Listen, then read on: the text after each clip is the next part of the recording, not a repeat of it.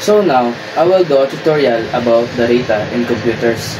So first, let's draw the formula. So here's the formula. So the first side of the formula is the binary. The second is the decimal. And the third one is the hexadecimal. So I will do example of the binary to decimal. So binary to decimal, the steps here is you will multiply each bit by 2 raised to its position index starting from right and starting at 0 and 1, and then add all the values. So first example is, so our binary is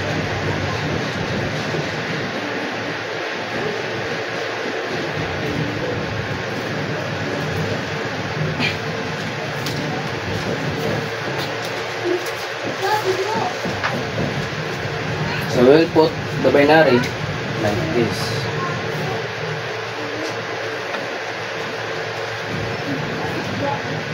And then multiply by 2.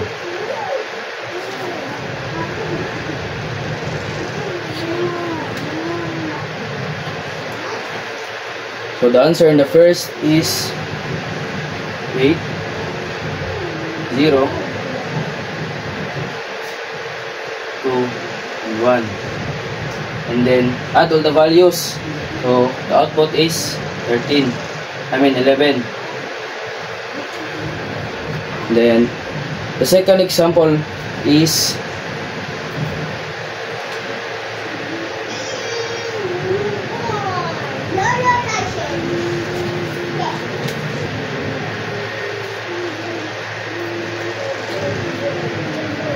same as well.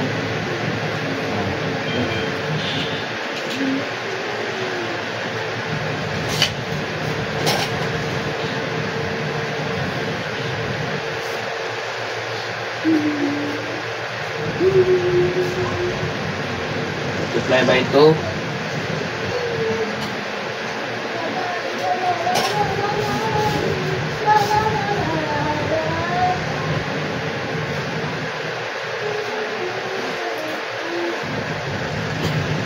So 1 times 4 to the power of 4 is 20. Here.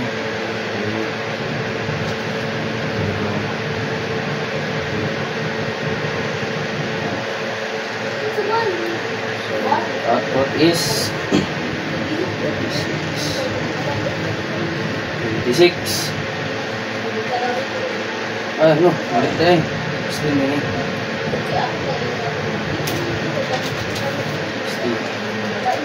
The output is 26. So that's it. So now, let's move to binary to octal.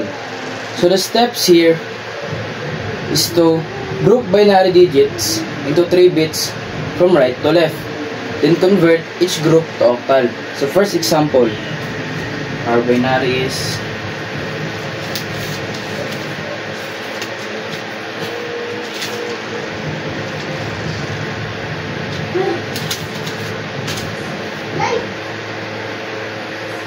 so let's group the binary into 3. So in the formula, let's find the binary. What is the value of that? So 101 here is 5. It's 5. And 110 is 6. So the output is 56. So our octal is 56. So to the second example, our binary here is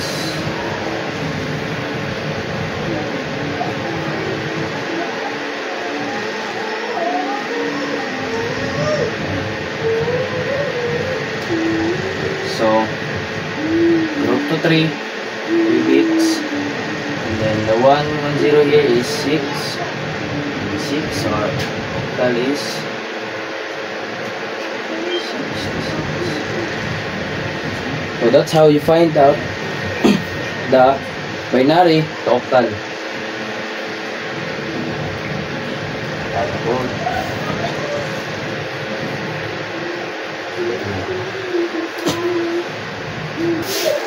And so on. Let's get to binary to hexadecimal. So the steps here is group binary digits into 4 bits from right to left. Convert each to hexadecimal. So, ang sila similarities ni binary to octal, kaso lang si octal is i-group mo siya by 3 bits. So sa hexa, i-group mo siya by 4 bits. For example, binary is 1.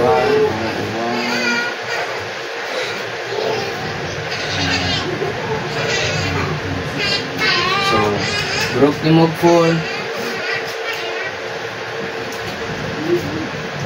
So 1, 0, 0, 1 here is 9. So 1, 0 and 1, 0 is 10. So 8. So the output, so the hexa is 9.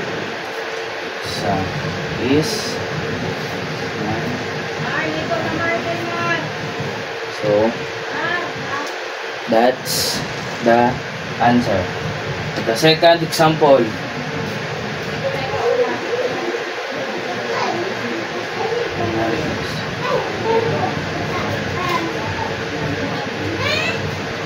So group it to 4 bits. So 1, 1, 0, 1 here is so D. And the 1, 1, 0, 1, 1, 1, 0 here is E. The output is D. That's the final answer. So now let's move to decimal to binary. So the steps here is divide by 2, record remainder, read remainders from bottom to top. So first example, decimal. Tama itong decimal lang yun. Example 13. So 13, ito siyang i-divide by 2. So the answer is 6.5. Copy the 6, bring down, divide by 2, answer is 3. Copy the 3, bring down, divide by 2, the answer is 5. Copy the 1, divide by 2, answer is 25. So each remainder, basta na remainder, i-convert mo siya into 1, into binary. So output ani is 1, 1, 0, 1. So i-read mo siya from bottom to top. Read mo from bottom to top. So the output is 1, 1, 0. So that manong binary. So second example.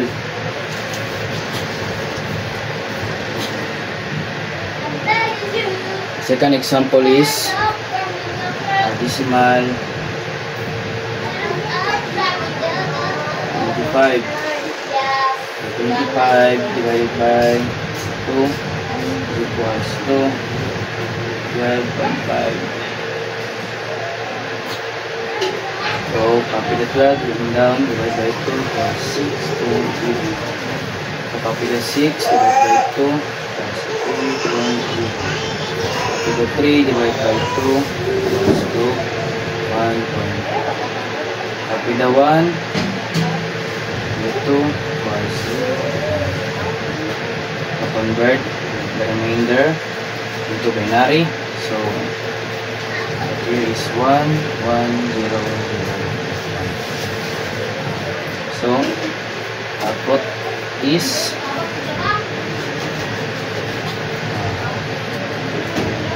1, 1,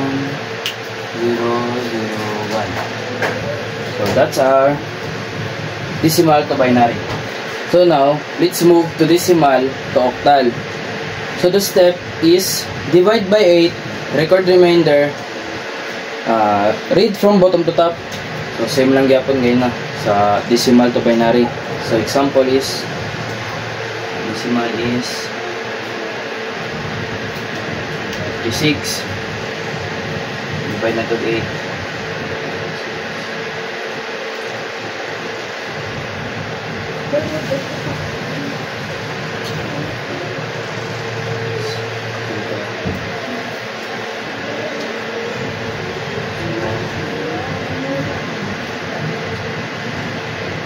Seven. After the 7, divide 8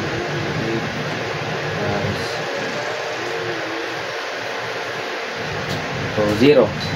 So, i-read mo siya from top to bottom. So, ang atong octalan ay, diba? Octal is 7, 0. Ano? And then, second example is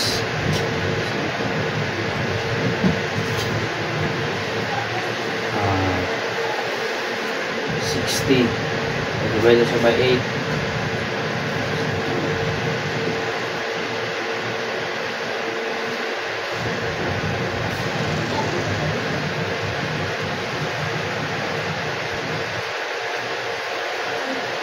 Answer is 7.5.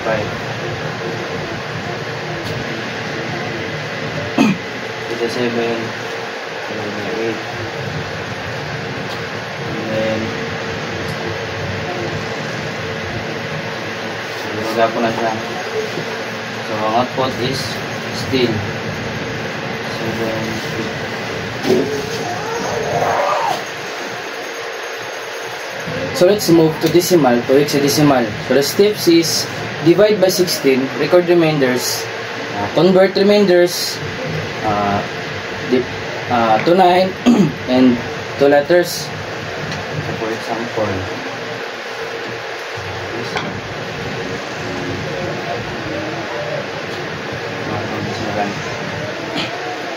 it's 255.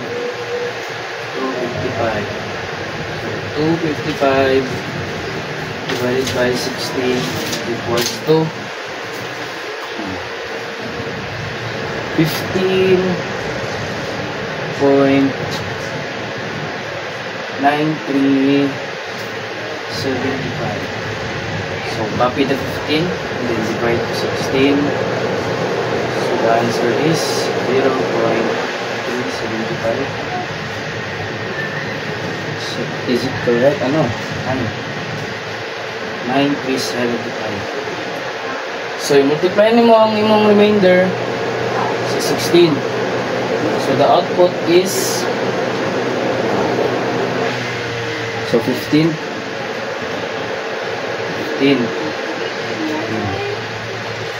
And then here, same ra. 15 nga po. So, ang atong hexadecimalan is yung sa mga 15 din. So, F no. So, naman ka 15. Gawa ka F. And that's it. So, second example is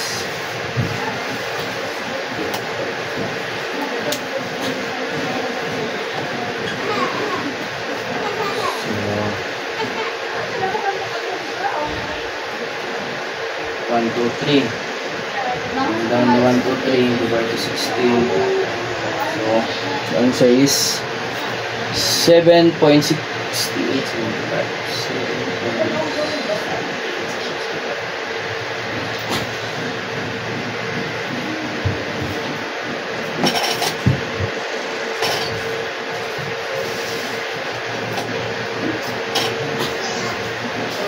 Then bring down 7. 16. Output is 0.4375. 0.4375. So multiply your remainder to 16. and the output is 7, and then multiply is 16, the output is 11. The answer is 11 sa hexadecimal ay B. So the answer is 7B. So let's move on to hexadecimal to decimal. So ang decimal to hexadecimal gina kay ato mo siya i-divide sa 16. So karon nato siya i-multiply to 16. So find out na to kung sa ang decimal aning sa decimal. Example is A1. Ano 1A? 1A. So times na to siya. So 1 times 16 equals to 16.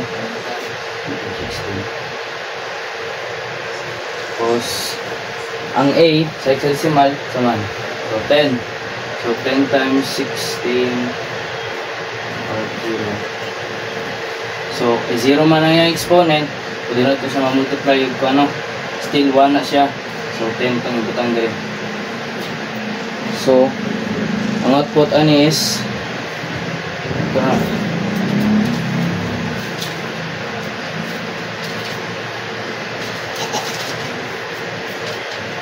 Ato siyang i-add ng duha.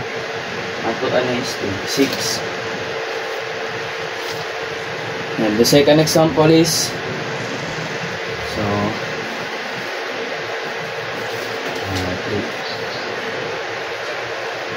so ang total 3, 16.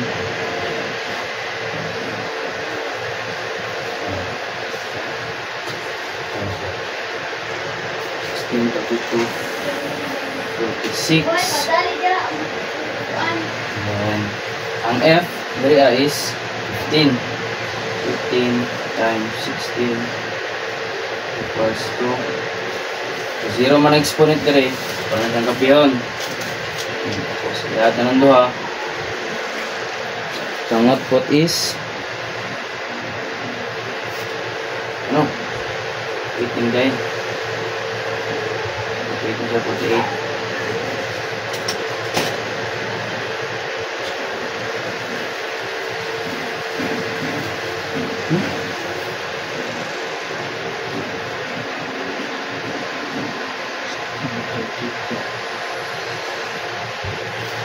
Ba? So 63.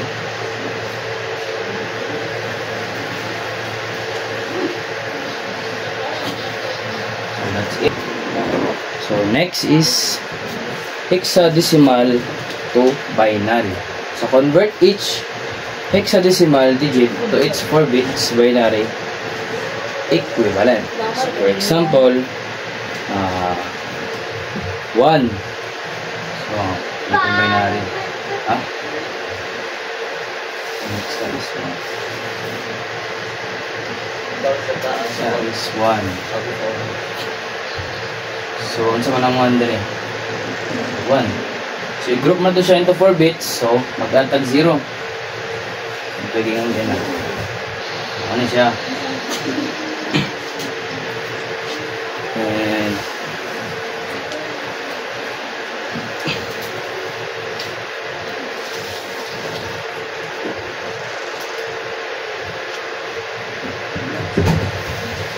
ano?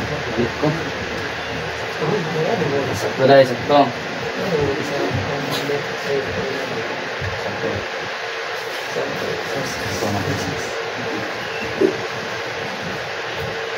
So, ayun na po. Sample 6. Ito mo na 6. 1, 1, 0. So, add na to 0 dire kay group na to siya by 4 bits. So, ano siya? So let's move out to octal to binary. So the steps here is convert each octal digit to 3 bits binary.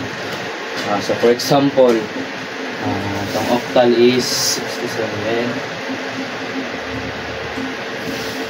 67. So, I mean 6, 7. So, sama ng 6 diri ah. So, 1, 1, 1. And 7 is 1, 1, 1. So, wala itong output.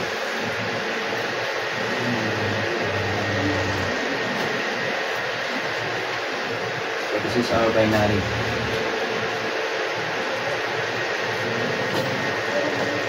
Second example is octal is 25.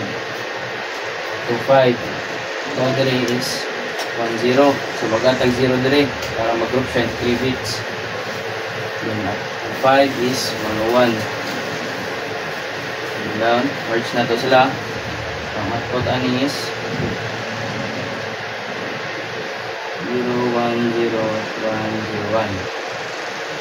So, that's the output. So, for now, let's move on to octal to decimal.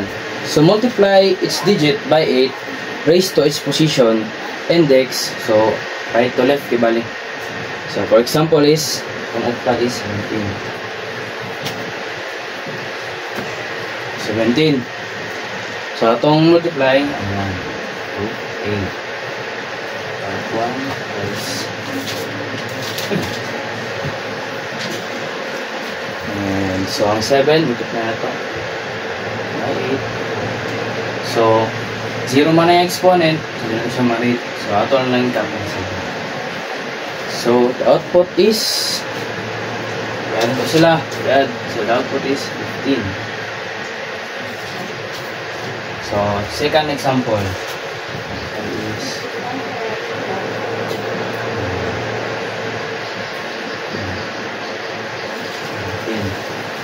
19. Kaya itong 1, 8. And then copy 9. 0 man exponent, copy na itong 9. Then add sila. Ang output is 17.